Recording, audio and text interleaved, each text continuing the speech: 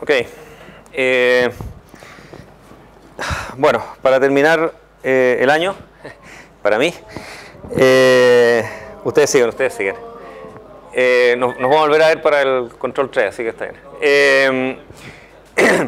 Vamos a una clase sobre lo que es DNS propiamente tal. DNS es un área extraña de las redes, porque es algo que está ahí pero que como que no está. Si ustedes hacen el monotípico, digamos, de las capas de red, etcétera, entre la aplicación, que estaría ahí arriba, ¿no es cierto?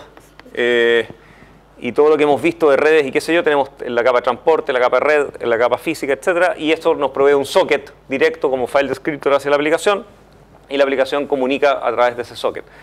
Y el DNS no aparece por ninguna parte, o sea, en el fondo sabemos hacer un socket con direcciones IP, TCP, IP, todas esas cosas funcionan con direcciones IP cada uno, y de alguna forma, en alguna parte, alguien me traduce mágicamente que en realidad la aplicación cuando dijo connect o algo parecido, en realidad dijo algo así como www.uchile.cl y no dijo una dirección IP. Entonces alguien tiene que hacer la magia de traducir eso. Y eso no es realmente una capa en el protocolo, pero lo que normalmente se hace es que hay una biblioteca, o sea que en el fondo esta traducción de acá se hace en la libc en alguna función tipo getHostByName. Entonces, en alguna parte el programa de ustedes llama a una función parecida a esta, o se usan JSocket se encarga, que es una función que la libc provee oficialmente y que uno puede hacer man de ella y qué sé yo, y que sin darse mucho uno cuenta, en realidad se transforma en cliente de red, ¿no es cierto?, de un servicio, que lo que hace es que yo le escribo www.uchile.cl y esto me retorna, que esta es, que se dio la dirección 201.3.4, ¿no es cierto? Y así yo hago la magia de decirle a connect, le digo, ok, es con esa dirección IP con la que yo quiero conectarme, ¿ya? Y getHostByName es bastante flexible, me permite darle un nombre de dominio y él es capaz de retornarme una lista de direcciones IP en caso que esa máquina tenga varias direcciones IP. Y la tradición indica que yo debiera intentar hacer un connect con cada una de las direcciones IP que getHostByName me da, ¿ya? Con la llegada de IP versión 6 se nos complicó un poquito esa interfaz y todavía estamos batallando con ella, porque antes uno usaba simplemente getHostByName y tenía una lista de direcciones IP versión 4, no había dónde perderse. Hoy día es complicado porque me entrega una lista de direcciones IP versión 4 y una lista de direcciones IP versión 6, y yo tengo que decidir en qué orden las quiero probar, cuáles me interesan, de qué forma, cómo quiero verlo, y hay grandes discusiones filosóficas hoy día en cómo se hace eso. Pero desde el punto de vista del curso, la API no está clara, pero lo que me interesa es que la forma de traducir de nombre de dominio a IP versión 4 o versión 6 es exactamente la misma, ¿ya? Funciona de la misma forma. Por supuesto hay una pregunta distinta, pero la respuesta se obtiene de la misma forma y el servicio es el mismo, ¿ya? Entonces cualquier aplicación que ustedes escriban que llama vía la libc a una función tipo getHostByName, esa aplicación, sin que nadie se dé cuenta, se transforma en cliente del DNS. Entonces DNS significa Domain Name System, y fue el invento que se hizo para que existieran estas jerarquías de nombres de dominio, ¿no es cierto?, y una delegación de nombres en Internet. Internet fue creada antes del DNS, existió sin DNS, y en los muy viejos tiempos, inicialmente se suponía que uno usaba las direcciones IP, que eran como un número de teléfono, o sea, la idea es que ustedes se aprendieran de memoria el número de teléfono del servidor que les interesaba. Después se decidió ponerle un nombre y fue una cosa muy simple, era un archivo que decía nombre de máquina y una correspondencia a una dirección IP, y era un archivo que se copiaba todas las noches entre todas las máquinas conectadas a Internet, cuando Internet tenía como 20 máquinas conectadas.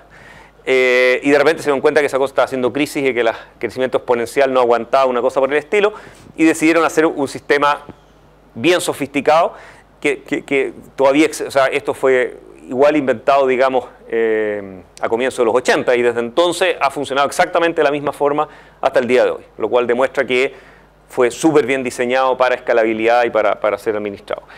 A pesar de que hoy día lo usamos en forma totalmente distinta como sus creadores originales pensaron que se iba a usar, ¿eh? Y probablemente es mucho más importante que sus creadores originales también lo pensaron. Ok, la idea del DNS desde el comienzo fue cumplir con algunos objetivos que probablemente si a uno le dicen usted haga un sistema distribuido que cumpla con estas convenciones, probablemente parecería un poquitito demasiado. Se parece a cuando uno dice estas bases de datos distribuidas, sincronizadas, etcétera. Parece un protocolo hiper complejo. Y en realidad es tremendamente simple. Tomaron decisiones muy de base para hacerlo simple, digamos, y en realidad un protocolo que es muy simple y sin embargo, por alguna razón que todavía no logro entender bien, se complica al final y la gente tiende a no entenderlo y además a configurarlo mal, ¿no? O sea, es un sistema que en teoría debiera ser simple, al final en la práctica no lo resulta tanto. Las condiciones eran las siguientes. Primero, que fuera muy distribuido. O sea, que si ustedes son administradores de la red uchile.cl, en el fondo pudieran asignarle nombres a las máquinas dentro de esa universidad sin pedirle permiso a nadie. ¿Okay? O sea, en el fondo no tengan que andar revisando que el nombre que a ustedes se le ocurrió sea justo el mismo que se le ocurrió a no sé qué tipo en la universidad no sé dónde y eso haga que entonces no pueden ponerle ese nombre porque llegaron tarde. ¿Okay? O sea, la idea es que ustedes tengan full administración distribuida del sistema. Segundo, que fuera redundante. O sea, desde el comienzo se pensó que era muy importante garantizar que básicamente el 100% de las veces que ustedes preguntan por un nombre de dominio obtengan una respuesta, ¿ya? Y eso implica entonces tener cachés, ¿no es cierto?, tener redundancia, tener varios servidores que responden igualmente que los otros, etc. Lo menos posible administración central. Vamos a eliminar el SIM por lo menos posible porque alguna administración central vamos a tener que tener. Hay ciertas discusiones todavía sobre ello, pero digamos que vamos a tratar de minimizar el centralismo de este sistema. Y la gran misión del sistema va a ser traducir en dos direcciones. Vamos a ver solo de nombre hacia IP, pero la idea es que también es capaz de hacer lo contrario, o sea que yo le pase una dirección IP y sea capaz de encontrarme el nombre asociado a esa dirección IP. Ahora eso se hace con un truco medio sucio y oscuro, pero funciona, ¿ya? En todo caso el gran objetivo del sistema claramente es traducir de nombre a IP, ¿ya? Y si lo contrario no funciona no es muy grave. Ok, y para hacer esto entonces lo primero que se diseñó fue una estructura de árbol, ¿no es cierto?, que es una jerarquía que me permite delegar responsabilidades en buena forma. Entonces la idea es que es un árbol de dominios, ¿no es cierto?, donde tengo lo que se llama el top level domains, ¿no es cierto?, como los dominios de país y por supuesto el .com, .net y ese tipo de dominio. Entonces el primer nivel del árbol, digamos, si consideramos que la raíz es como el nivel 0, estos se llaman los dominios top level, ¿no? No dice eso. Ahí. Top level domains. Y como tiene que haber una administración central que diga quiénes son los top level domains, etcétera, etcétera, hay un dominio falso acá arriba que se llama la raíz del sistema y que también se conoce como el dominio punto, ¿ya? Que es básicamente otro dominio que lo único que contiene es la lista de todos los top level domains que existen, ¿ya? Y la idea entonces es que bajo estos nodos, digamos, del árbol, ¿no es cierto?, yo pueda hacer subárboles que son todo lo complicado y con todas las reglas que ustedes quieran. Entonces, por ejemplo, hay países como, qué sé yo, Argentina, que decidieron replicar un poquito la estructura de nombres que tenía Estados Unidos, entonces tienen un .com, un .edu y cosas así, y dominios como Chile, donde decidimos que la gente vivía directamente bajo CL, y eso es responsabilidad de cada uno, o sea, cada uno podría hacer con su dominio básicamente lo que quisiera, ¿ya? Entonces, la gracia de la jerarquía de árbol es que entonces cuando ustedes deciden que, imagínense la cantidad de máquinas en internet hoy día que se llaman www en realidad como nombre de máquina, la idea es que no tengo ningún problema, no hay ninguna confusión entre ese www y el del lado, porque en el fondo si yo sigo, digamos, la regla de leer así hacia arriba y cada arco hacia mi padre le pongo un punto en el camino, me queda que esta máquina se llama www.uchile.cl. Y eso no tiene ninguna ambigüedad. No hay ninguna otra máquina en el mundo que se pudiera llamar igual que la mía. ¿Se fijan? Y en el fondo, si la raíz está de acuerdo que yo soy CL y CL está de acuerdo que yo soy Uchile y Uchile está de acuerdo que esa máquina se llama www, aparte de eso no necesito preguntarle a nadie si existe otra máquina que se llama www. Lo único que obviamente Uchile va a tener que velar porque no va a poder haber otra máquina www dentro del dominio Uchile. Pero en el mundo el resto me da lo mismo. Entonces, la jerarquía me permite ¿cómo se llama?, distribuir la administración y delegar la responsabilidad de cada subdominio a entidades distintas, ¿no es cierto? O sea, esta es una entidad, esta es otra entidad, esta es otra entidad y esa es otra entidad. ¿Ya? No, esa no es otra entidad. Esta es una entidad, pero por ejemplo DCC, que está acá, y que también tiene una máquina que se llama WW, esa sí es otra entidad. ¿Okay? Entonces, la idea es que las hojas del árbol le pertenecen a la entidad superior y los nodos del árbol intermedio son organizaciones potencialmente distintas. ¿Ya? Y sobre todo con administraciones potencialmente distintas.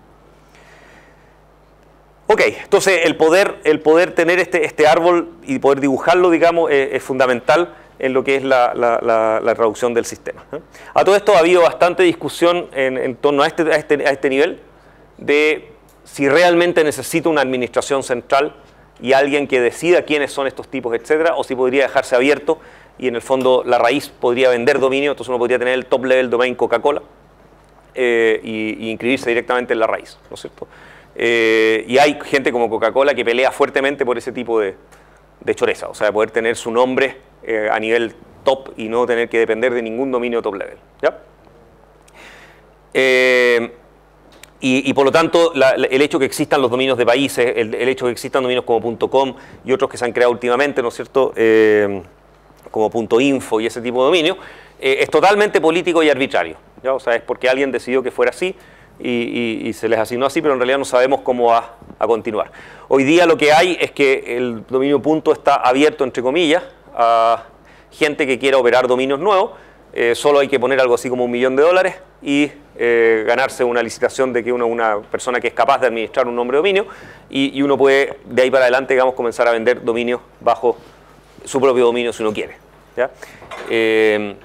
En un principio se pensó que podía causar una gran revolución en el sistema, al final no ha sido tanto, porque obviamente en la medida que proliferan esto es como los casinos, ¿no es cierto? O sea, si todo el mundo pudiera poner un casino o todo el mundo pudiera hacer un loto, el loto no sería ningún negocio. En cambio, si yo lo regulo y se lo asigno a unos pocos tipos, es re buen negocio. Entonces, al final, cuando se abre demasiado el espacio, los nuevos jugadores tampoco es fácil encontrar un negocio. Pero es totalmente político y arbitrario y por lo tanto se puede cambiar en el tiempo.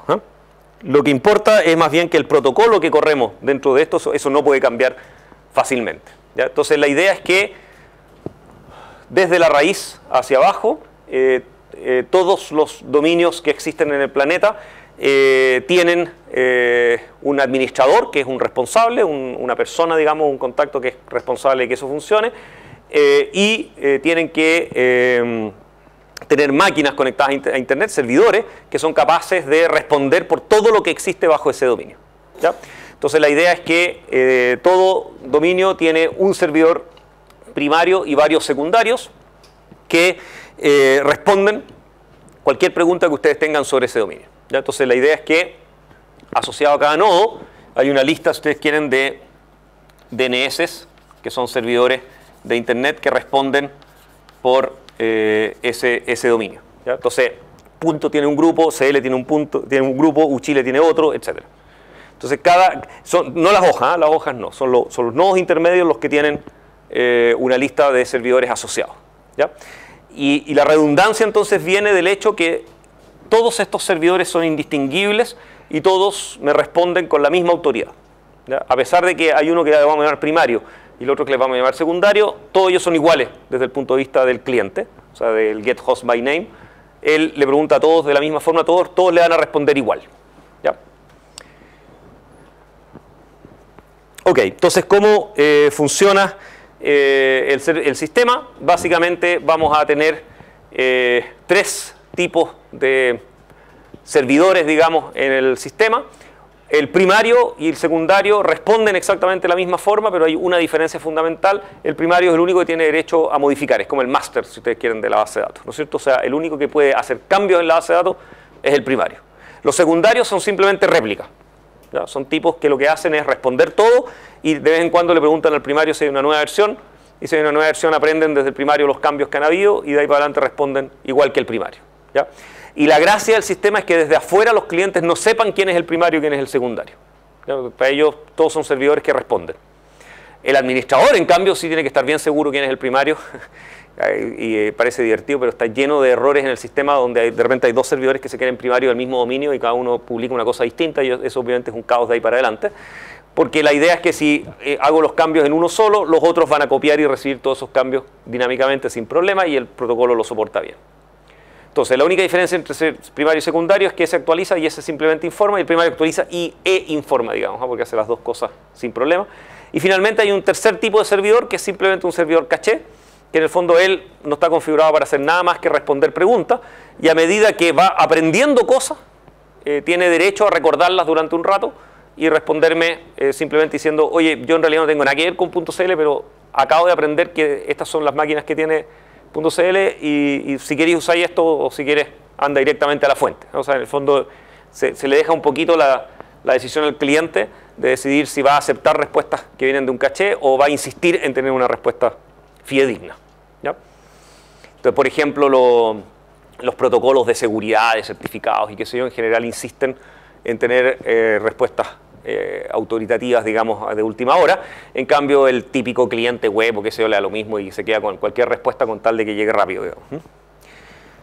Después vamos a ver cómo se organiza el tema del caché, pero es un tema muy importante hoy día porque es la clave para que esto funcione rápido, ¿no?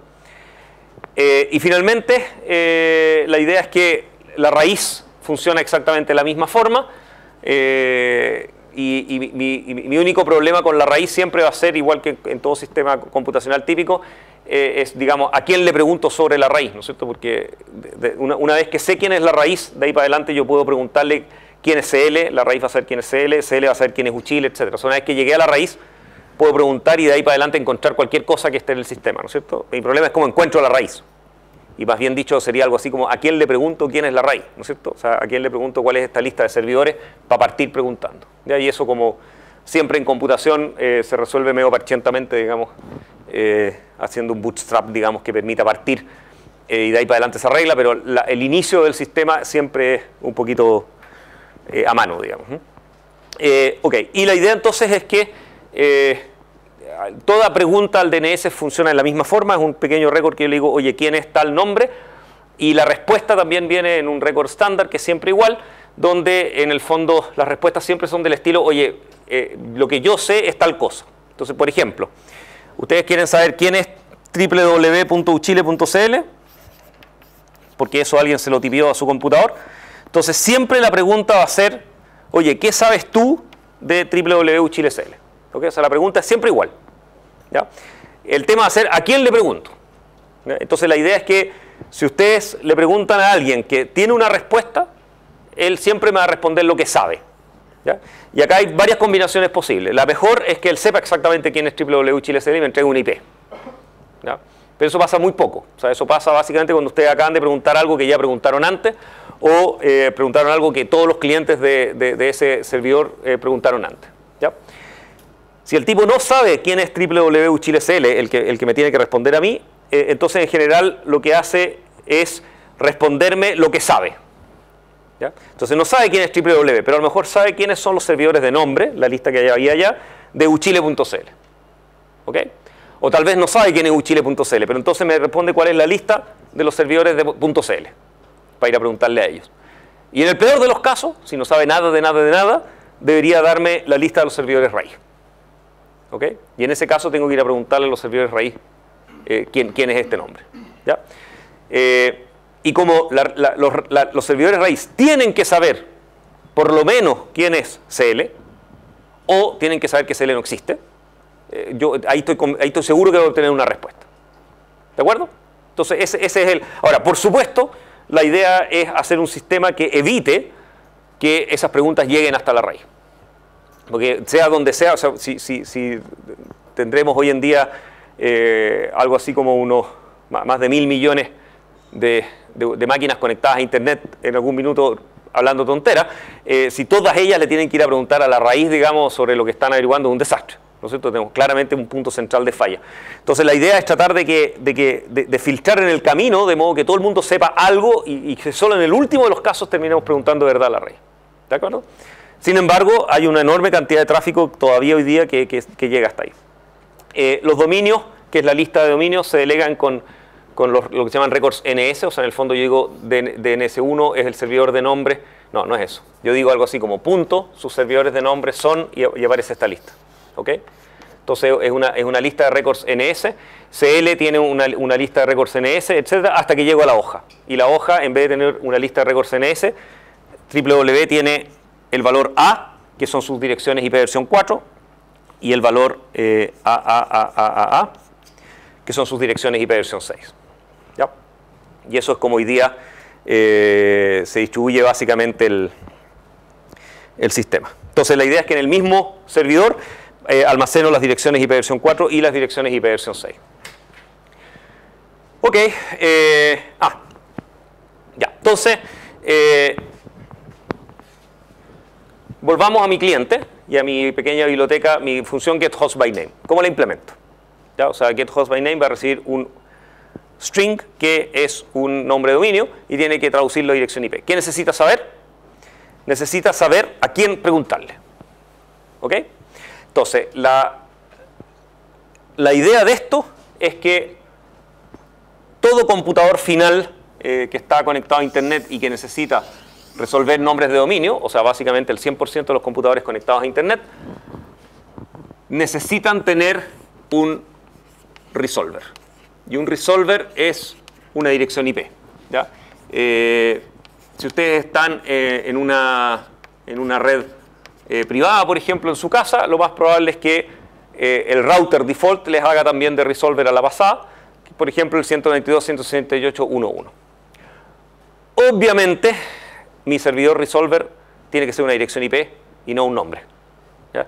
No es muy buena idea nunca el tener que volver a caer en el mismo problema que estamos tratando de resolver cuando nos dan un servidor. Entonces, si me dan un nombre de dominio, justamente lo que yo tenía que resolver era un nombre de dominio, estoy perdido. Entonces, el nombre del resolver siempre es una dirección IP. ¿Cómo sé yo cuál es la dirección IP de mi resolver? O lo configuro un sysadmin a mano, o lo aprendí dinámicamente, igual como aprendí mi dirección IP, mi router default, mi resolver. ¿Ya? Entonces, DHCP, que es el protocolo más usado hoy día para autoconfiguración, además de avisarme cuál es mi gateway y cuál es mi dirección IP, me asigna mi resolver dinámicamente también. ¿Ya? Y eso está cableado. O sea, ustedes están conectados, tienen una dirección IP en alguna parte que dice, cuando tenga nombres de dominio que resolver, pregúntenle al resolver. ¿Quién es ese resolver normalmente? Normalmente me lo provee mi ISP. ¿Ya? Incluso cuando yo en mi router le pongo es mi router local, en realidad lo único que hace es una especie de proxy, que todas las preguntas que él recibe se las chutea al verdadero resolver de mi ISP. Que es algo que el ISP me asignó a mí cuando me asignó mi dirección. ¿Ah? Entonces, en el fondo, todo cliente vía getHostByName le envía una query DNS al resolver, que es su servidor. ¿Ya? Entonces, el servidor de nombres corre un software especial, o sea, ese resolver que aparece ahí corre un software especial. Normalmente es alguna versión de Bind, que es el gran servidor de nombres por software, digamos, conocido en el mundo, y el cliente en el fondo no corre un proceso o algo por el estilo, sino que tiene una función de biblioteca que normalmente usa otra función de biblioteca que es el resolver, que es se llama la libresolve, que es una biblioteca que hoy día está integrada en la libc, pero es en el fondo un cliente, y normalmente ese cliente está escrito por el mismo Bind. O sea, en el fondo Bind provee la biblioteca resolver y el servidor, y todo el mundo hoy día usa esa implementación. No todo el mundo, pero casi todo el mundo. Toda la gente que hace bien las cosas. Y Bind es el servidor al otro lado. ¿Ya? Ok, el dominio inverso no lo vamos a ver porque es demasiado raro. Ya. Y de ahí para adelante, dibujemos de nuevo esto. Olvidémonos de esto. Y ahora vamos a creer que en el fondo yo tengo un cliente en el fondo, que recuerden que en realidad es la función de biblioteca. Tengo aquí mi pequeño cliente que está preguntándole a su resolver, que está configurado en el mismo, y le pregunta algo así como, oye, ¿quién es www.uchile.cl? ¿Ya? Entonces, la idea es que el cliente le entrega completamente la responsabilidad a su servidor local, a su resolvedor. Él tiene que encargarse de responderle, no tengo idea, o responderle, esta es la dirección IP. Son las únicas respuestas que él debiera dar. O sea, toda la pega en el fondo se le delega al resolver del ISP. ¿No? Y este resolver del ISP es a su vez cliente del árbol de dominio, y entonces es él el que va a decidir, ok, le pregunto a .cl, le pregunto a la raíz, o le pregunto a alguien como a Uchile. ¿Ok? Y en general, esta pregunta de acá va con un bit extraño que se llama de recursividad, que en el fondo le dice, mira, yo quiero saber quién es www.chilecl, pero tú encárgate de toda la iteración, no me vengas con respuestas parciales. ¿Ya? En cambio, el resolver, en general, manda todas estas preguntas diciéndole estas preguntas no son recursivas. Y en general, los servidores de nombre oficiales de los dominios no debieran aceptar preguntas recursivas porque no es su pega andar trabajando para mí. Lo único que ellos me dicen es lo que ellos saben. En cambio, él es un esclavo. Y esto es extraño porque este es un servidor de nombre y este también es un servidor de nombre, pero son distintos. Él no está sirviendo a nadie en particular. No es servidor de CL, ni de BTR, ni de nadie. Es simplemente un resolver. ¿Ya? Y él es una especie de proxy, si ustedes quieren, de todos los clientes. Y él es el que pregunta y hace la pega complicada. Y a la pasada se queda con un caché de todas las respuestas recibidas. ¿Ya? Que es vital, porque significa que si todo el mundo ha preguntado antes, no todo el mundo, alguien de toda la gente que está conectada y que usa este resolver de servidor, ha preguntado por www.chilecl, yo ya sé cuál es la IP de www.chilecl y puedo responder de inmediato sin preguntarle a nadie. ¿Ya? Entonces es clave para filtrar un montón de tráfico local si es que la gente más o menos pregunta por los mismos dominios, lo cual es totalmente cierto, ¿no? O sea, la cantidad de dominios que de verdad se preguntan son mucho menores que los que de verdad existen. O sea, lleno de dominios que nadie nunca en su vida ha preguntado y cuyo dueño, por supuesto, daría la vida porque alguien lo conociera. Entonces, el caché es fundamental para evitar tráfico estúpido, digamos, preguntando 10.000 veces las mismas cosas. ¿Ya? Y el caché es también parcial, o sea, en el fondo, hagámoslo al revés. Supongamos que www.chilecl yo no tengo idea quién es. Este resolver jamás había oído hablar de nadie, ni de CL, ni de uchilecl, ni de www.chilecl. ¿Ya? ¿Cuál entonces es lo que él necesita?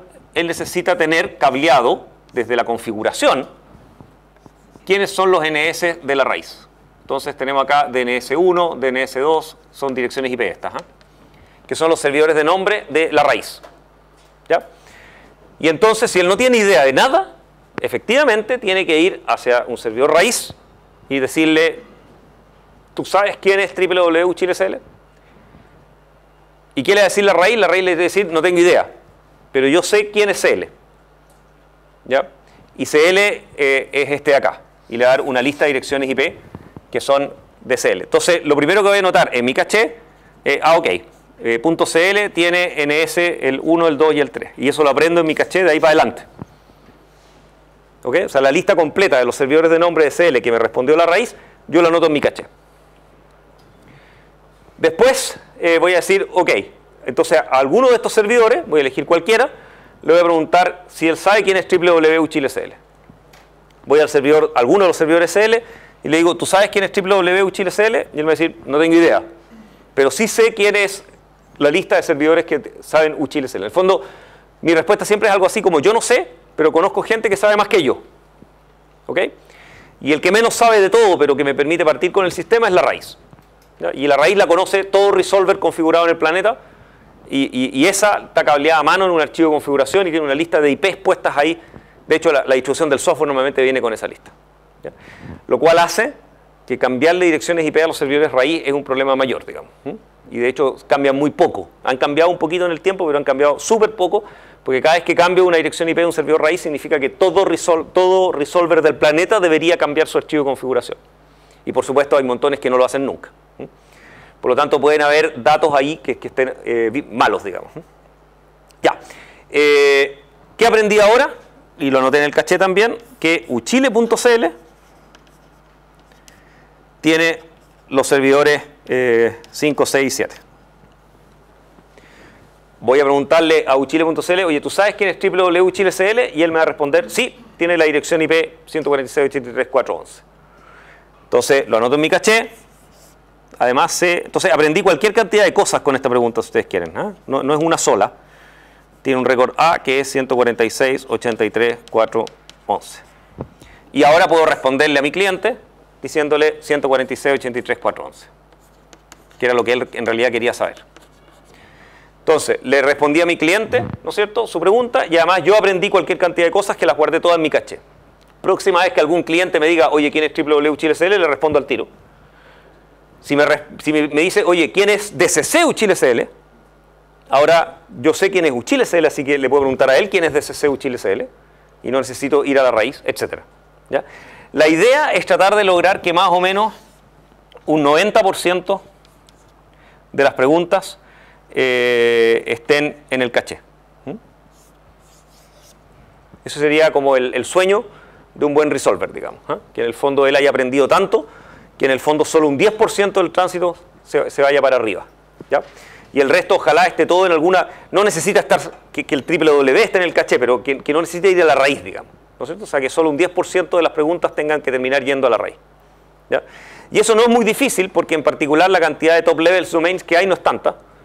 Por lo tanto, yo muy rápido en un caché grande, digamos, en un resolver, qué sé yo, de BTR, muy rápido, básicamente, me han preguntado por todos los dominios que existen en el planeta, serán 255, y por lo tanto, yo puedo aprenderlos todos y tenerlos en memoria ahí para adelante, no hay problema. ¿Ya? Entonces, en general, ir a la raíz es algo que yo debería evitar.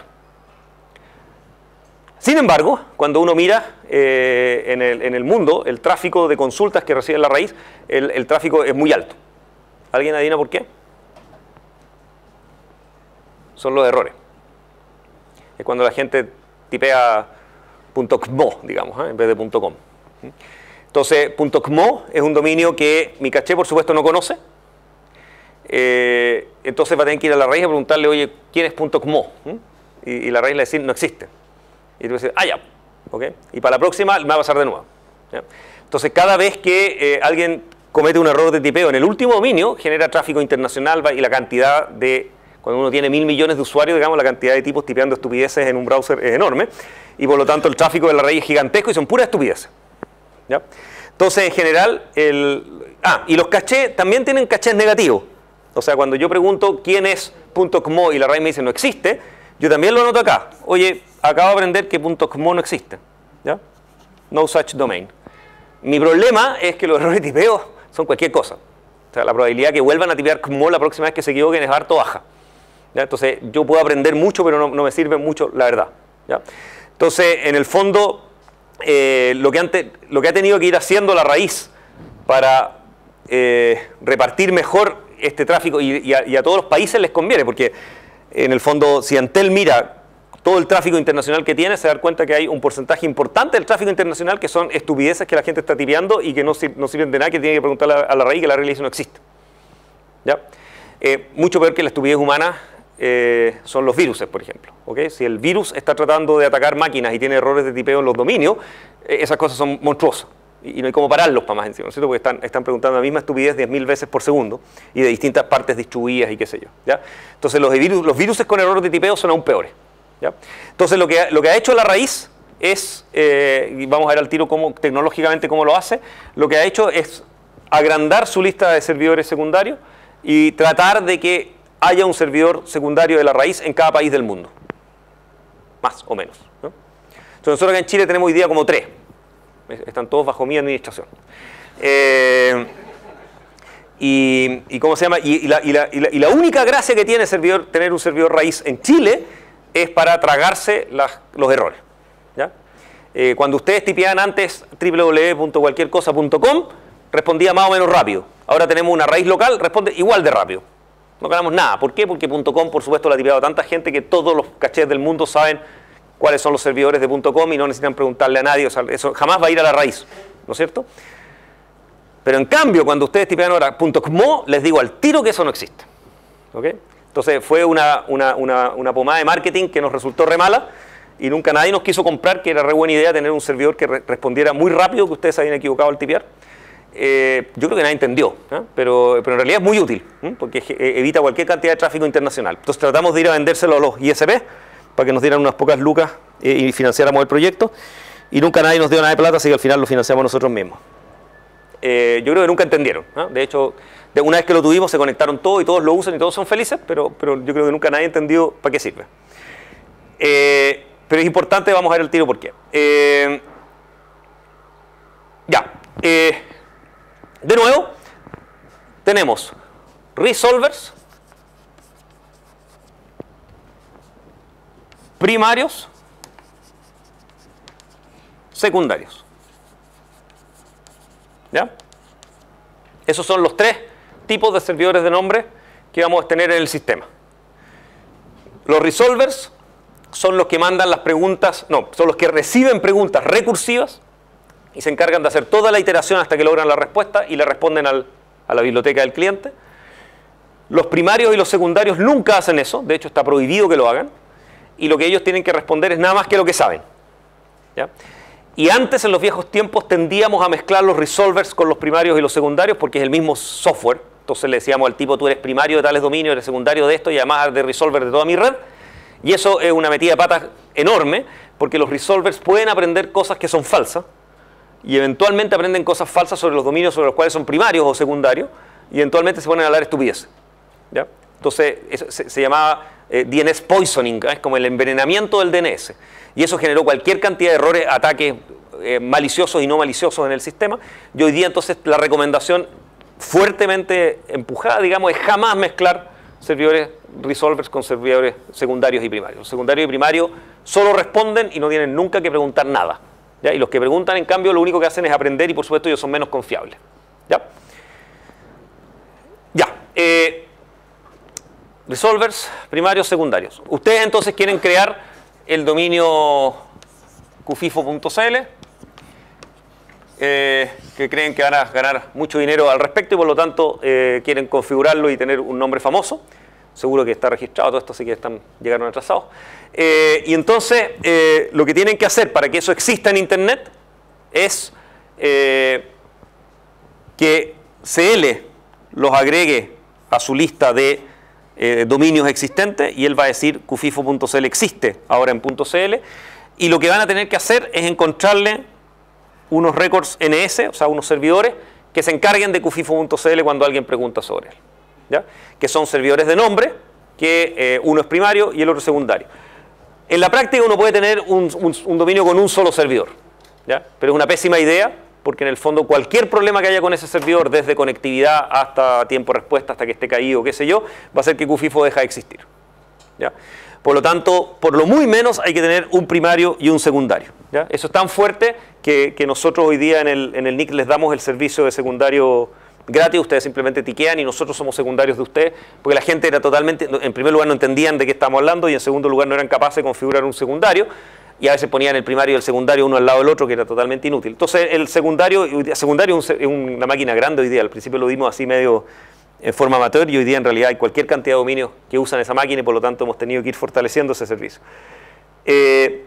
El secundario da lo mismo, yo lo puedo administrar yo y el NIC, lo único que hace el NIC es que si ustedes lo configuran como secundario, él de ahí para adelante saca copias desde el primario y responde igual de autoritativo. El secundario es trivial, o sea, yo le digo, tú eres secundario de tal dominio y este es el primario y él se encarga, es un protocolo automático.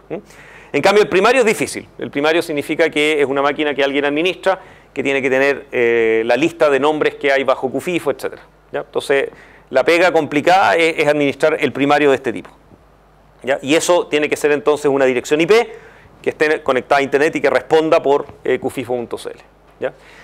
La cantidad de inconsistencias que hay en el sistema de nombre es gigantesca, ¿ya? Que en el fondo significan desde estupideces como que alguien se equivocó en el nombre del servidor de nombre de Cufifo hasta que lo que me dice a mí el NIC y lo que Cufifo cree que es distinto, ¿no es cierto? Y en el fondo se generan cualquier cantidad de inconsistencias en el sistema.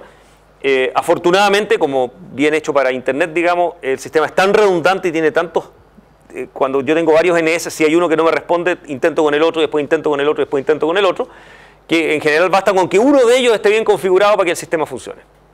¿Ya? Entonces, igual como nos pasaba con las rutas y esas cosas, es muy fácil que de repente un dominio que todo el mundo cree que funciona, en realidad está pendiente de un hilo, porque le queda un último DNS que es el único que en realidad está respondiendo y él tiene listado 10, pero todo eso es tan malo. Y nadie se ha dado cuenta, porque el sistema igual funciona. Entonces, hay una interfaz web en el NIC que es muy entretenida que se llama el Doctor DNS, donde ustedes le ponen un nombre de dominio y él les hace un análisis rápido, digamos, un quick check de qué cosas tienen malas y qué cosas tienen buenas y si los servidores son coherentes y que la gente les fascina esa cuestión, es un hit. Y a pesar de que el chequeo que hacemos es súper crudo, es increíble la cantidad de errores que uno encuentra en las configuraciones. Ok.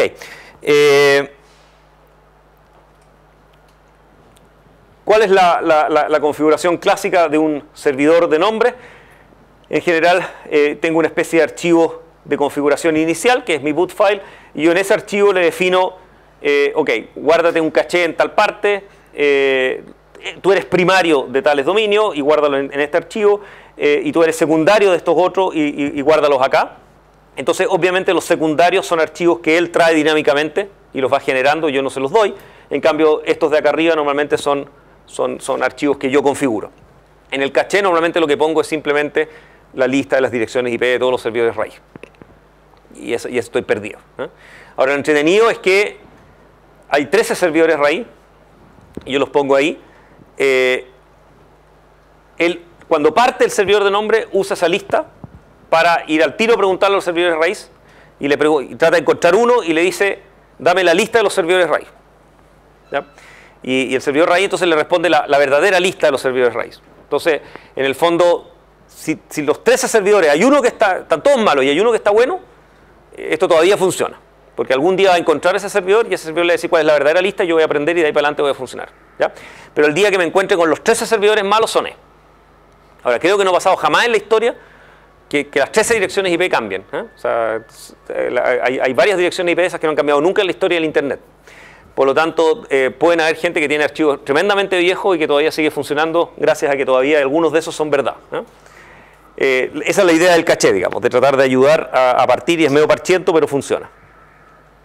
Los típicos archivos de configuración son cosas como esta, depende ahí del software, por supuesto, y qué sé yo, pero lo que normalmente uno dice son cosas así. Cosas como yo soy el primario de DCC Uchile CL, ¿no es cierto? Y eso está en el archivo que se llama así, es totalmente convención, pero lo puedo tener. Y después le digo yo soy secundario, por ejemplo, de la Universidad Técnica Federico Santa María. Esta es la dirección IP del servidor de la Federico Santa María, de donde voy a traer la zona, y yo le doy un nombre de archivo donde esa zona se va guardando con la copia actual, digamos, de lo que yo tengo que hablar. ¿Okay? Entonces, en general, tengo una lista de primario y una lista de secundario. Eso no es demasiado problema, lo que es importante, recuerden, sí, de configurarlo para que solo responda sobre estos dominios y no sea a la vez un resolver. Estos son los servidores raíz. Los servidores raíz se agruparon por razones... eso no lo dije. El protocolo DNS en general va sobre UDP, pero también puede ir sobre TCP. ¿Ya? Como en general es un protocolo, ustedes se fijan, digamos, son pequeñas preguntas que reciben pequeñas respuestas, y después se acabó, o sea, no lo voy a seguir preguntando a CL después que ya le pregunté por Uchile. Normalmente se privilegia usar UDP. O sea, todo software típico de resolver trata primero por UDP. Si no le resulta la conexión UDP, o sea, no recibe respuesta durante un montón de rato, trata con una conexión TCP al servidor. ¿Ya? El protocolo que se habla es exactamente el mismo, el port que se usa para UDP y TCP es exactamente el mismo, pero en general uno trata de privilegiar UDP. Entonces UDP tiene un problema, que es que tiene un tamaño máximo de paquete que es razonable enviar por UDP, y sobre eso después ya no me caben los datos. Y entonces los servidores raíz, que siempre han querido tener más servidores, llegaron a un límite del tamaño máximo de máquinas que podían haber. ¿Ya? Y hay entonces es muy divertido porque se fijan, se llaman con una sola letra, que son desde la A hasta la I. De hecho ahora hay más, hay JK y hay 13, aquí hay menos de 13. Esta es versión antigua del mismo asunto. Y todos viven bajo el mismo dominio, rootservers.net. ¿Ya? Y eso permite factorizar mucho la respuesta. La idea es que yo digo, mi lista de dominios viene todo en este dominio y son el servidor A, B, C, D, que gasto un byte por cada uno, que es lo mínimo que podía gastar. ¿Ya? Todo eso va para tratar de que la respuesta de la lista completa de todos los servidores raíz quepa en un paquete UDP, ¿ya? Y no genere la obligación de hacer conexiones TCP y qué sé yo. ¿Ya? Y mi problema entonces fue que de repente alguien llegó al límite de los 13 servidores, de repente alguien dijo, Internet está demasiado grande, 13 servidores para la raíz es muy poco, y está volviendo poco tolerante a falla, necesitamos aumentar esa cantidad, y no éramos capaces de aumentar la lista sin empezar a obligar a la gente a hacer conexiones TCP cuando estábamos acostumbrados a conexiones UDP. ¿Ya? Y eso dio origen a la última tecnología, les voy a contar después. Ya. Y es lo que permite tener raíces por todas partes, digamos. Por eso nosotros tenemos 3 raíces, de 13 sería medio raro, ¿no es cierto? Sería sospechoso que Chile tuviera 3 raíces de 13. Ok, las zonas primarias son así como archivos ASCII, son bastante claros. ¿Ah? Tienen un récord mágico que es este, que es el SOA, que es muy, muy oscuro, donde en el fondo tengo un montón de parámetros raros que tienen que ver con sintonía fina del protocolo. Después tengo la lista de servidores de nombre del dominio y después tengo básicamente todas las cosas que están bajo ese dominio. ¿Ya? Esto, por ejemplo, ¿cómo se llama? La zona para el registro civil de identificación hace millones de años atrás. Tenía 3 servidores de nombre, un primario, digamos, y varios secundarios, y después venían las máquinas que efectivamente existen en ese dominio. Donde se fijan, tenemos estos récords A, que son las direcciones IP, tenemos los récords NS, que son sus servidores de nombre. ¿Ya? Y eso es básicamente una lista gigante de nombres y asociados a IP o asociados a lista de servidores. Ok, los parámetros son muy extraños. Ese es un número serial, que la idea es que va creciendo y me dice qué número de versiones es esta zona y permite identificar que hay zonas nuevas o viejas, etc. Y estas son puras sintonías raras en segundos de cada cuánto vamos a preguntar, cada cuánto vamos a reintentar, cuánto tiempo máximo me puedo acordar de esta respuesta. Está lleno de sintonía fina. ¿Ya? Ahora, esos números, en una época yo trabajé bastante en tratar de determinar un número razonable como recomendación estándar, y después con el tiempo me he dado cuenta que en realidad cada dominio hace un poco lo que quiere con esos números y parece dar más o menos lo mismo. ¿Ya? Yo diría que lo único que realmente importa harto es el expire. ¿Ya? Que ese número, la idea es que en general lo que uno quiere es que sea lo más largo posible. ¿Ya? Porque ese número lo que le está diciendo es a los secundarios cuánto tiempo pueden acordarse de lo que aprendieron de mí, primario, sin borrarlo. Y, o sea, cuánto tiempo pueden estar desconectados de mí y seguir respondiendo por ese dominio. ¿Ya? Entonces ese número, la única recomendación es que yo siempre lo pongo tipo un mes. ¿Ya? Porque en el fondo, si el primario ha estado inaccesible por más de un mes, probablemente el desastre es tan grande que da lo mismo. ¿Ya? Pero eso me permite que, no sé, me cortaron la luz en el primario, ¿no es cierto? Y no volvió durante una semana. Y ok, los secundarios no han aprendido nada nuevo, pero por lo menos siguen respondiendo y mi dominio sigue existiendo. El día que los secundarios dejan de responder, si mi primario no está alcanzable, lo que eso genera es que mi dominio desapareció de Internet. Significa que alguien tipió www.chilecl y me dijo, ese dominio no existe. Ustedes mandan mail a mail.uchilescl y el mail va a rebotar de vuelta diciendo, esa máquina no existe. Es distinto a que me diga, mira, la máquina existe pero no la puedo alcanzar, así que quedan colados y seguiré intentando después. ¿Ya? Entonces, que los dominios desaparezcan es algo mucho más grave que la máquina no esté respondiendo por un rato. Entonces hay que evitar a toda costa que los dominios desaparezcan. Ya, vamos a... sí. Cuando se usa fastflux, eso de recargar como el dominio A. ¿Sí? ¿Eso? ¿Tú dices como ataque? No necesariamente, pero normalmente se usa fastflux para tener como más redundancia de los servidores. ¿Ya? Eso de recargar el A que aparecía, recargar eso como con mucha vida. Tú dices no, a ver, el dominio A, o sea, no el dominio A, el récord A, tú lo que puedes hacer es poner muchas IP, o sea, en el fondo, qué sé yo, la máquina anaquena, que está en la zona del DCC UChile.cl, tú puedes poner, en el fondo, que tiene un récord, todos los récords vienen con una cosa IN que dice antes, que significa Internet, porque el DNS fue inicialmente pensado para tener múltiples protocolos. Hoy día solo Internet, así que todos dicen IN es una redundancia, pero está ahí, digamos. Siempre pone IN A y aquí pones la IP1. ¿Ya? Entonces después le puedes poner IN A y le puedes poner la segunda IP. Después le puedes poner IN A y la tercera IP. ¿Okay? Y acá pueden haber tantas IP como tú quieras, mientras todas esas IP efectivamente lleven a la misma máquina. ¿Cachai? Entonces, alguna gente lo hace, por ejemplo, para distribución de carga. Entonces, en vez de llevarte a la misma máquina, te lleva a máquinas que son todas iguales. Entonces, no son la misma, pero en el fondo, qué sé yo, www.lan.com le gusta hacer esas cosas, ¿no es cierto? Que yo digo, voy a www.lan.com, a Google también hace eso. O sea, que en el fondo me da un montón de IP y en realidad me llevan a máquinas distintas. ¿Ya? Pero son todas iguales. O sea, se ven iguales, responden igual, ¿no es cierto? Entonces, a mí, entre comillas, es como si fuera lo mismo. Pero ahí, ¿qué IP se eligen? No sé, si viva anaquena, ¿cuál de las tres me da? Cualquiera.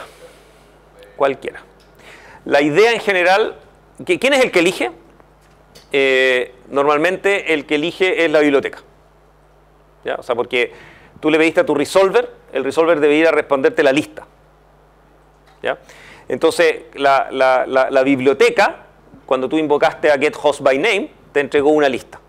¿Ya? Entonces, lo que hace todo programa que recibe esa lista es iterar sobre la lista en orden tal como la recibiste. Entonces, para evitar que todo el mundo trate siempre con la primera, que sería una mala forma de repartir. La biblioteca, la implementación del getHostByName te hace una especie de sort aleatorio de la lista, y entonces cada vez que tú preguntas la lista está ordenada de otra forma. ¿Cachai? Si todo funciona bien, eso debiera ser así, y eso te permite hacer una especie de balanceo rasca, digamos, entre todas las IPs posibles. ¿Ya? Entonces, ¿cuál tú recibes? La idea es que sea cualquiera. Y lo mismo te pasa con los DNS. De estos DNS, cuando tú no tienes idea de nada de .cl, ¿cuál de esos tres deberías intentar? Cualquiera. ¿Ya? Y la idea justamente es hacer una especie de round robin. Cada vez que a CL le preguntan la lista de servidores de Uchile, él los da vuelta de otra forma la respuesta, de modo de que vaya rotando, digamos, el orden en que eso se responde. Es como una forma rasca de implementar una especie de balance de carga, digamos. ¿Qué tan rápido se pueden actualizar los registros? Bastante rápido. Depende un poquito de estos parámetros, y eso, la idea, esta era como la recomendación estándar que yo hacía hace muchos años atrás, que hoy día no estoy seguro que sea una buena idea, pero que por lo menos te indica que las reglas podrían ser un poco distintas para dominios de grandes top level que en el fondo cambian mucho, pero básicamente son dominios, versus por ejemplo un dominio de departamento como DCC Uchile CL, que en el fondo cambia bastante poco, ¿no es cierto? Pero cuando cambia en general es porque estás agregando o sacando máquinas, ¿no es cierto? Es como distinto. Pero en general estas cosas son las que indican más o menos qué tan rápido se va a refrescar tu sistema. La idea, las más importantes son el min.ttl, que en el fondo es como el tiempo que tú aceptas que los cachés se acuerdan de lo que tú les dijiste. ¿Ya? O sea, en el fondo, CL, por ejemplo, autoriza, creo que lo hemos bajado, me voy a dejar el ejemplo, pero la idea es que tú podrías autorizar que el tipo se acuerde 2 días máximo de lo que tú le dijiste. ¿Eso qué significa? Que en el fondo, si tú modificas el dominio, por ejemplo, un dominio le cambia sus servidores de nombre, en el peor de los casos, se demoraría 2 días el mundo en darse cuenta que eso ocurrió. Después de 2 días tú estás garantizado que todo el mundo lo sabe. ¿Ya?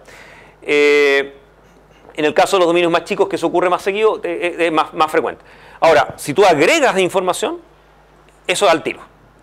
¿Te fijas? Porque en el fondo nadie se puede acordar de una información que no existe. Por lo tanto, al agregar la información nueva se aprende dinámicamente de inmediato. Son las modificaciones las que son más difíciles. La eliminación de máquina o los cambios de direcciones IP de máquina.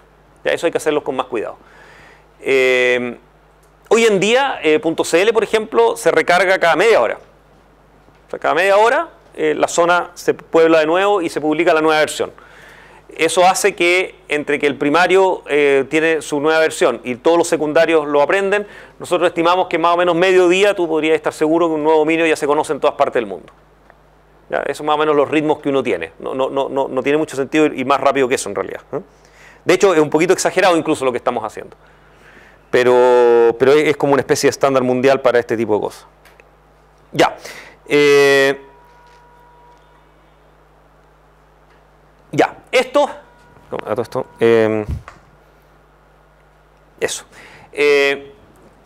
¿Cómo hacemos para tener montones de servidores de nombre?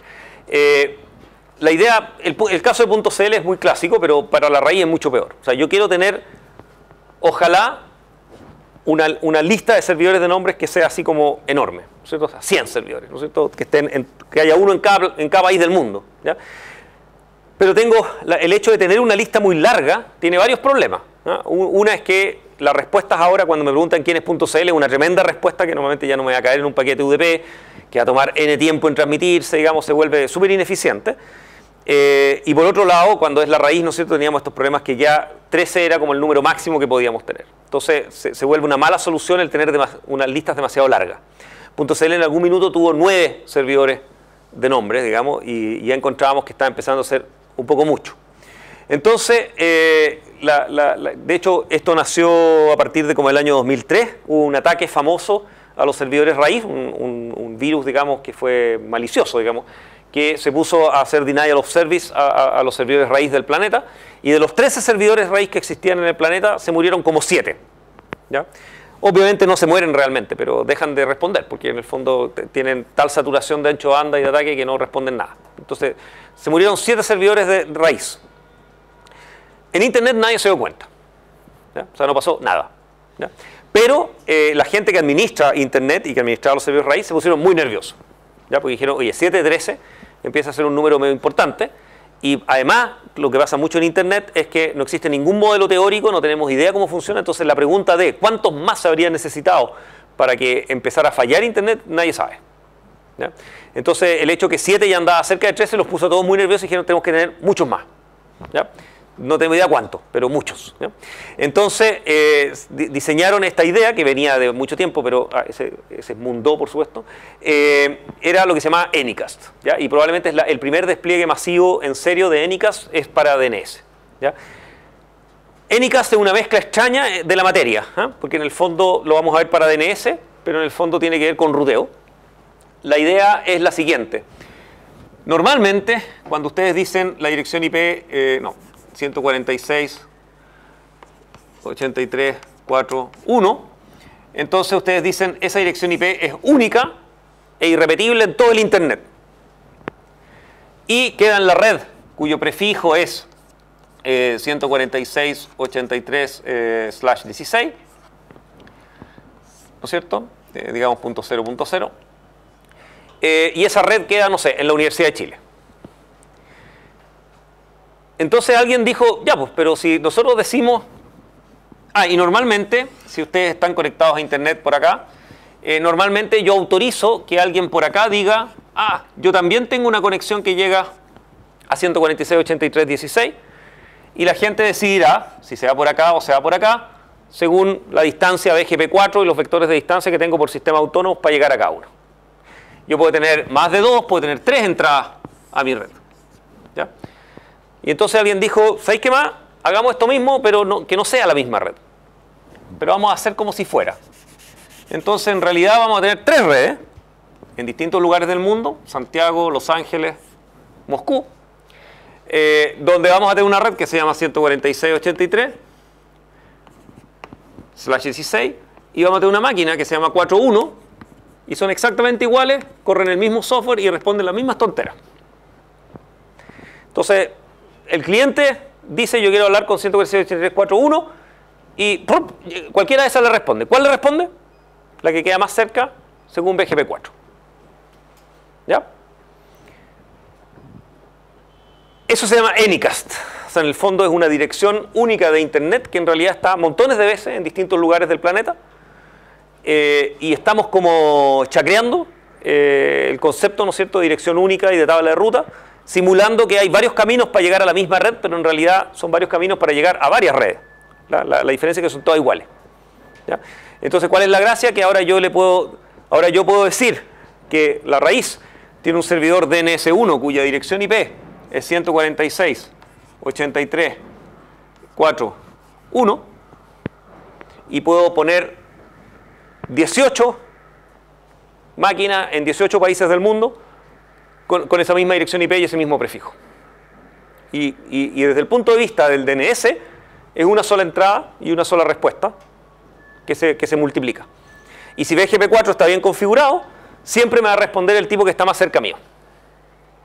¿De acuerdo? En .cl hemos usado fuertemente esa tecnología. Y dejen ver si funciona mi fabulosa...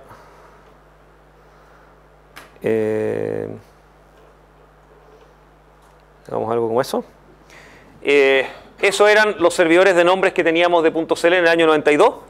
No teníamos ninguno en Chile, porque no teníamos conexión a Internet todavía, y por lo tanto teníamos solo servidores de nombres fuera de Chile. El 93 trajimos nuestro primer servidor a Santiago, y de ahí para adelante hemos ido creando servidores en distintas partes del mundo. Tenemos como 1, 2, 3, 4, 5, 6, 7, fue más o menos los números máximos que tuvimos. Y a partir del año 2004 empezamos a... ¿Otro más? 2007 empezamos a tener servidores masivamente por el mundo, que en realidad son un solo servidor. El verde, digamos, corresponde a una sola IP que está replicada por el mundo entero. Como eso es un poquito caro y difícil de administrar nosotros mismos, en realidad es un servicio que le compramos a un tipo, unos suecos, que venden este servicio en el mundo. O sea, en el fondo yo les pido que sean secundarios de mi DNS, ellos me asignan una IP y esa IP me la replican por todos estos lugares del planeta. ¿Ya? Y eso me permite tener montones de servidores. La última versión del 2010 va a ser algo así como 90 servidores en el mundo que responden por .cl, cuando en realidad en mi lista de servidores hay cada vez menos en realidad. Debemos tener hoy día como unos 5 nomás. ¿Okay? Y lo que tenemos son 2 nubes multicast, dos nubes Anycast replicadas por el planeta. Este concepto se llama una nube Anycast, porque en el fondo yo lo veo como una IP, pero en el fondo son montones de máquinas. A todo esto es un queso administrarlo, porque ¿cómo voy yo a la máquina número 3 de mi nube? Si es que al final todas tienen la misma IP, ¿no es cierto? Entonces, en el fondo, todas estas máquinas tienen que tener por lo menos 2 IP, una para mi nube y otra que es la de verdad, y tengo que acordarme cuál es la de verdad para ir a esa IP para hacer la administración y no equivocarme. Por otro lado, BGP4 no siempre me garantiza que siempre me responde la que está más cerca, así que a veces me responde absolutamente cualquiera. No sé si está la versión 2010, sí, esta es la versión 2010. Básicamente, la roja es una nube Anycast administrada por nosotros mismos. Son máquinas que son del NIC y son administradas por el NIC. Tenemos una en Sao Paulo, una en París, Francia, y otra... No es París, Francia, es Praga, y otra en otro país europeo, y hay otra más. Y la de Los Ángeles, que no se alcanza a ver. ¿Cómo se llama? La azul, que es una máquina que es la única que todavía es de verdad una máquina solita, servidor de nombres que responde por su propia cuenta, que es administrada por nosotros. Y todas las otras, la nube verde y la nube gris, que son 2 proveedores distintos de servidores replicados por todas partes del planeta. Eso en total suma más o menos como 90 servidores. Es casi ridículo la cantidad de servidores que uno tiene en el mundo. Lo que pasa es que sale tan barato y tan simple que a esta altura más conviene tenerlo. Eso. Por supuesto, esto tiene sus pequeños dramas. Hace poco, el año 2009, hubo un pequeño desastre que tuvo justamente que ver con esta tecnología, en que hay un servidor raíz. La raíz es la que más ha usado esta tecnología y es la que fue pionero, digamos, y nosotros le copiamos básicamente la estructura. Nosotros, como les contaba, en Santiago tenemos como 3 espejos de distintos servidores raíces usando esta misma tecnología. Había ¿cómo se llama? En China había un servidor raíz ¿cómo se llama? No me acuerdo si era el I o el J, que tenía un espejo en China. Y los chinos, como les gusta hacer su propia pega, digamos, de cómo creen ellos que debe ser el Internet chino, se dedicaron a la hipótesis, digamos, porque en realidad, por supuesto, nunca uno ha sabido exactamente lo que pasó en China, pero lo que se pudo ver, digamos, es que al parecer, para tratar de bloquear el acceso a Facebook y algunos lugares así, ¿cómo se llama?, sediciosos, por supuesto, para China, lo que hacían ellos era hackear las respuestas del DNS. O sea, si ustedes tipeaban www.facebook.com en China, el tipo les da una dirección IP falsa que correspondía a algún computador en China que no tenía nada en realidad. O sea, era una forma de evitar que ustedes llegaran a Facebook. Y en alguna parte pusieron un filtro de esos que cambiaba la respuesta, que de alguna forma, no entendemos mucho cómo, afectó al servidor raíz que estaba en China. Entonces las respuestas del servidor raíz que estaba en China eran traficadas, digamos, para responder estupideces. ¿Ya? Ahora uno podría decir, bueno, eso no es tan grave porque debe haber afectado a los puros chinos, que a esta altura están acostumbrados a este tipo de tratamiento.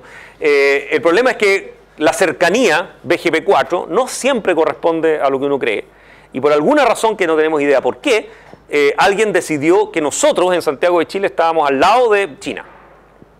Desde el punto de vista de BGP4, por supuesto. Con lo cual, algunos providers, en particular BTR y alguien más, creo que Global Crossing, sus resolvers empezaron a usar ese servidor raíz en China para hacer las preguntas a la raíz. Y clientes de BTR y de Global Crossing se encontraron con que no podían accesar a Facebook, a Twitter y algunos, todos esos sitios prohibidos, digamos, donde ninguno de ustedes jamás ha osado entrar. Entonces, escalando el problema y tratando de averiguar lo que había pasado, efectivamente, finalmente era culpa de un servidor raíz en China. ¿Okay? Ese es el Internet, digamos, ¿no es cierto? Donde en el fondo estas pequeñas lujos que les gusta darse a los gobiernos para censurar sus propios países, el definir qué es China y qué no es China desde el punto de vista de Internet no tiene mucho sentido, ¿ya? Esto se escaló bastante rápido. El administrador de la nube Anycast que tenía ese servidor en China lo detectó bastante rápido y mató, echó abajo ese servidor antes de entender lo que había pasado. Y entiendo que todavía no lo han vuelto a echar a andar, asustados de que esto pudiera causar una nueva inestabilidad en el sistema. ¿Cuál es el punto? Que en el fondo la distribución de las preguntas vía BGP4 no siempre hace exactamente lo que uno quisiera. O sea, eso de que el que me va a responder, el que está más cerca, es más cerca en el sentido BGP4, ¿eh? Que no necesariamente es el sentido que nosotros queremos darle. Al principio, cuando pusimos un servidor de la nube que estaba acá en Chile, pusimos una réplica en Los Ángeles, Estados Unidos, del orden de un 30-40% de las preguntas de los resolvers chilenos llegaban al servidor en Los Ángeles. Porque desde el punto de vista BGP4, esos tipos creían que estaban más cerca de Los Ángeles que de Santiago, pero en otro proveedor. ¿Ok? ¿Por qué es eso? Porque muchos proveedores en Chile inventaron una historia que por alguna razón se replicó, de que usan sistemas autónomos de tránsito interno. Entonces, en el fondo, para ir de Entel a Telefónica, tengo que pasar por 3 sistemas autónomos. El de Entel, el de tránsito y el de Telefónica. En cambio, para ir a Los Ángeles, voy desde Entel a Los Ángeles. Entonces, mi servidor en Los Ángeles queda más cerca que el servidor de Telefónica, ¿ya? Y tuvimos que forzar a mano que algunas rutas BGP4 se fueran con más peso, digamos, diciendo esta queda más lejos, jugando un poco las métricas y las políticas, para que finalmente eso se estabilizara y funcionara bien de nuevo, ¿ya? Lo cual demuestra, digamos, que estas cosas no hay que creerles demasiado. Ok, creo que estamos. Dejen ver si... No era eso. Eso era.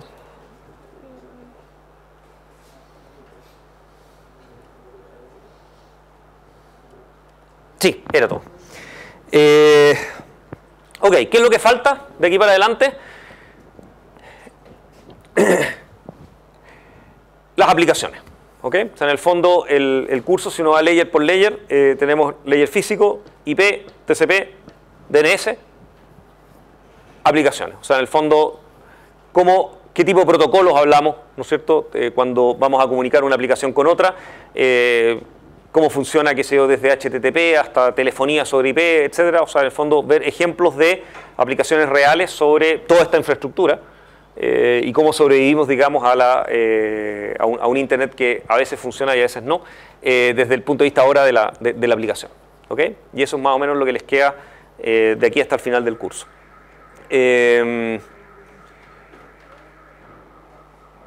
Lo que quedó sin controlar del control 2 entra probablemente como algo así como una pregunta en el control 3.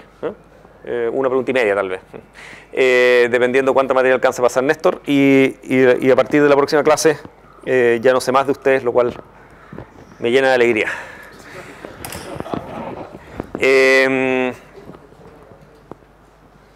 Y por supuesto tengo que publicarles la tarea 4. Recuerden que la tarea 4 es obligatoria para los de computación, así que todos aquellos que han estado haciéndose los cuchos y haciendo la tarea eléctrica, para la tarea 4 no tienen perdón, así que van a tener que trabajar.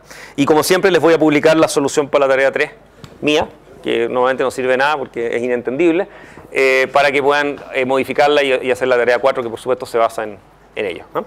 Ya chicos, estamos viéndonos para el control probablemente.